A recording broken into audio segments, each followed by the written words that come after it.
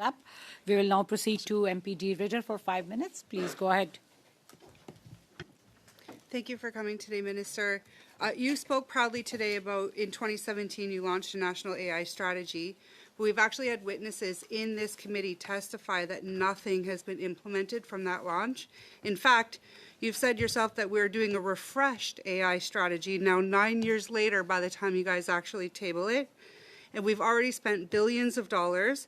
Meanwhile, we remain second last place in the G7, 6th out of 7 in the G7 for our innovation.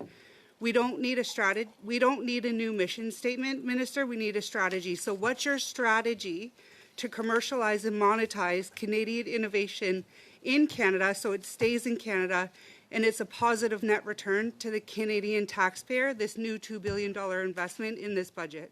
I just want to say that thank you for the question.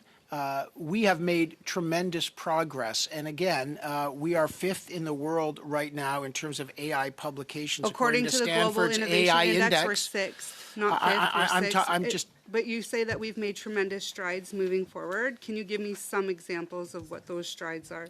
Tremendous impact, positive impact that we've had to our economy with the 2017 launch of your AI strategy?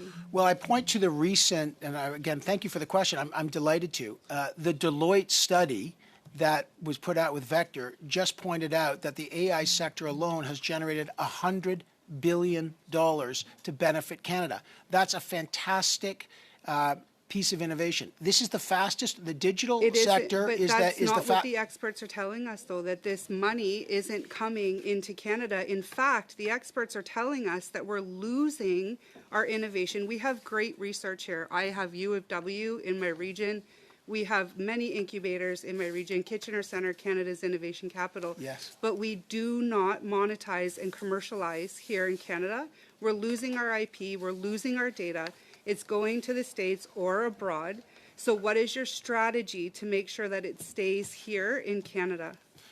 Again, thanks for the question. I also agree with you that we have tremendous research, and your region is one of them, and what's happening in Kitchener-Waterloo. What's your strategy, Minister? If I request to the opportunity to answer the question, please, 1% at a time. Again, let's not talk down the incredible work that's happened at our AI institutes. I'm not talking down anything. I think we have great research. I'd like to know what your strategy is, please. Again, I'm going to point to stats. The honourable member asked me for statistics. Again, no, we just I asked you for your strategy. Okay.